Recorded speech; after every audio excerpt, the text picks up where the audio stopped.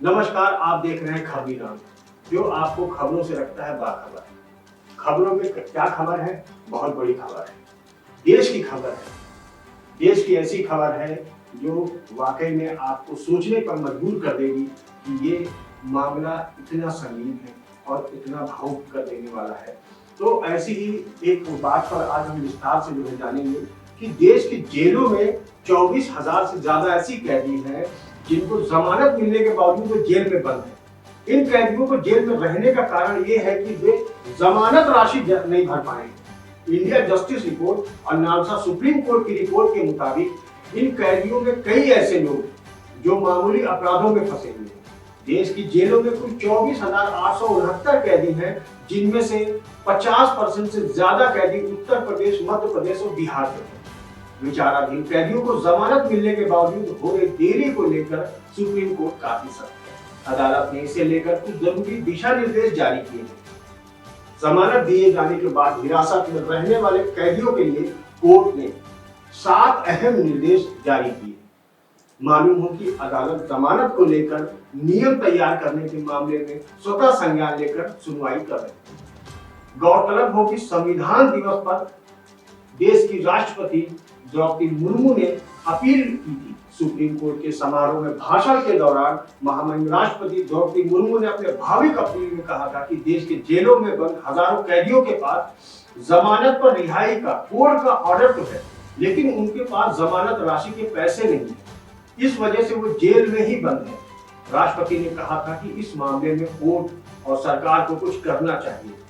इसके बाद supreme court की पीठ ने स्वतः संज्ञान लेते हुए रिपोर्ट तलब की थी। जमानत मिलने के बावजूद निर्धारित शर्तों को पूरा करने में नाकाम रहने वाले विचाराधीन कैदियों के लिए जारी किए गए 7 अहम निर्देश जारी किए गए हैं। वो क्या है वो जानिए। नंबर 1, अदालत जो एक अंडर ट्रायल कैदी दोषी को जमानत देती है, उसे उसी दिन या अगले दिन जेल अधीक्षक के माध्यम से कैदी को ईमेल द्वारा जमानत आदेश की सॉफ्ट कॉपी भेजनी होगी। जेल अधीक्षक को ई जेल सॉफ्टवेयर या कोई अन्य सॉफ्टवेयर से जो जेल विभाग द्वारा उपयोग किया जा रहा है में जमानत देने की तारीख दर्ज करनी है। नंबर 2 निर्देश क्या है? अगर आरोपी को जमानत देने की तिथि से 7 दिनों की अवधि के भीतर रिहा नहीं किया जाता है तो यह जेल अधीक्षक का कर्तव्य होगा कि वह जिला विधिक सेवा प्राधिकरण के सचिव को सूचित करे, जो कैदी के साथ और उनकी रिहाई के लिए हर संभव तरीके से कैदी की सहायता और बातचीत करने के लिए पैरा लीगल वॉलंटियर या जेल विजिटिंग एडवोकेट को नियुक्त कर सकता है। तीसरा निर्देश क्या दिया गया था? एनआईसी ई जेल सॉफ्टवेयर में आवश्यक फील्ड बनाने का प्रयास करेगा ताकि जेल विभाग द्वारा जमानत देने की तारीख और रिहाई की तारीख दर्ज की जा सके। अगर कैदी 7 दिनों के भीतर रिहा नहीं होता है तो एक स्वचालित ईमेल सचिव डीएलएसए को भेजा जा सकता है।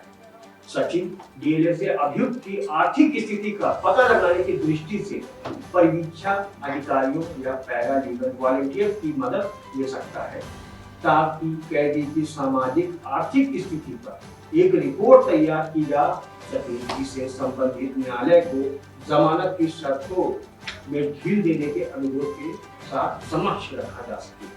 5वां क्या निर्देश दिया गया था? ऐसे मामलों में जहां अंडर ट्रायल या दोषी अनुरोध करता है कि वह एक बार रिहा होने के बाद जमानत बांड या जमानत दे सकता है, तो एक उपयुक्त मामले में अदालत अभियुक्त को एक विशिष्ट अवधि के लिए अस्थायी जमानत देने पर विचार कर सकती है ताकि वह जमानत बॉन्ड या जमानत प्रस्तुत कर सके। 6वां निर्देश दिया गया था कि यदि जमानत देने की तारीख से 1 महीने के भीतर जमानत बांड प्रस्तुत नहीं किया जाता है तो संबंधित न्यायालय इस मामले को स्वतः संज्ञान में ले सकता है और विचार कर सकता है कि क्या जमानत की शर्तों में संशोधन या छूट की आवश्यकता है।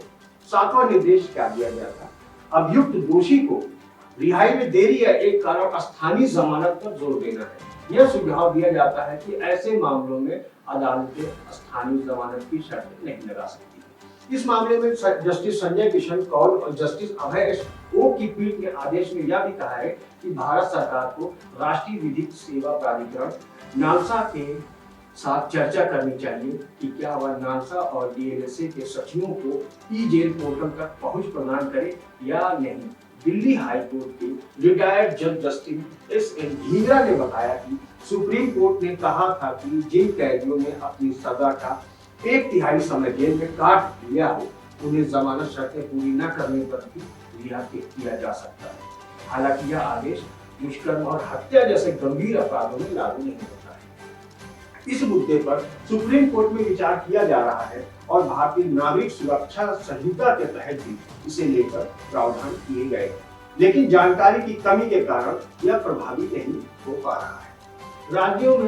जिन राज्यों में जमानत के बावजूद कैदियों की क्या स्थिति है, उसमें अगर आप देखेंगे तो उत्तर प्रदेश में 6,158 कैदी, मध्य प्रदेश में 4,190, बिहार में 3,345, महाराष्ट्र में 1,661, उड़ीसा में 1,212, केरल में 1,124, पंजाब हरियाणा में 922, असम में 892, तमिलनाडु में 830 और कर्नाटक में 665 कैदी ऐसे हैं जिनको जमानत मिल गई है, लेकिन वो जमानत राशि जमा नहीं कर पाए हैं, जिसकी वजह से वो कई सालों से जेलों में बंद हैं अभी भी, और उनकी स्थिति ऐसी नहीं है कि वो जमानत की राशि दे सके। इसीलिए जो है सुप्रीम कोर्ट इस पर जो है एक दिशा निर्देश जारी किया है कि इनको रिहा किया जाए, इनको समय दिया जाए, ताकि जमानत बॉन्ड के माध्यम से अपनी जमानत की राशि बाहर निकलने के बाद कहीं से काम करेंगे, कुछ पैसा लाएंगे तो ये अदालत में जमा कर सकेंगे। तो इस तरीके की जो एक नई संभावना भी है, तो इससे कुछ बेहतर रिजल्ट निकलने का अवश्य निकलेगा। क्योंकि ये इसलिए जरूरी है क्योंकि बहुत से मामलों में ऐसा होता है कि किसी का कोई होता नहीं है, वो अकेला होता है, उसका कोई उसकी जमानत लेने को तैयार नहीं होता है, उसके पास पैसे की व्यवस्था नहीं होती है, उसके पास जमानतदार की व्यवस्था नहीं होती है। तो इन सब चीज़ों में एक बड़ी राहत मिलेगी जो इस तरीके के मामले में जो छोटे मोटे मामलों में बंद है, जेलों में बंद है और सालों साल से वो सरकार के लिए भी एक हिसाब से देखा जाए तो सरकार के लिए भी और प्रशासन के लिए भी, जेल विभाग के लिए भी ये सर में दर्द बना हुआ है कि इतने सारे कैदियों को कैसे संभाला जाए। इनको अगर निकाल देंगे तो काफ़ी हद तक जेलों में जगह बनेगी। जेलों में जो आज स्थिति है वो आज किसी से छुपी नहीं है। एक बैरक में जहाँ 40 लोग होने चाहिए वहाँ 60, 80 लोग भर दिए जाते हैं। तो ये अगर संशोधन लागू हो जाता है और ये दिशा निर्देश लागू हो जाते हैं तो जेलों की स्थिति में काफ़ी हद तक सुधार आने की संभावना मानी जा सकती है। फिलहाल तमाम ऐसी बड़ी खबरों के लिए छोटी खबरों के लिए आप देखते रहिए खबरी नाम, जो आपको सटीक खबर देता है। धन्यवाद।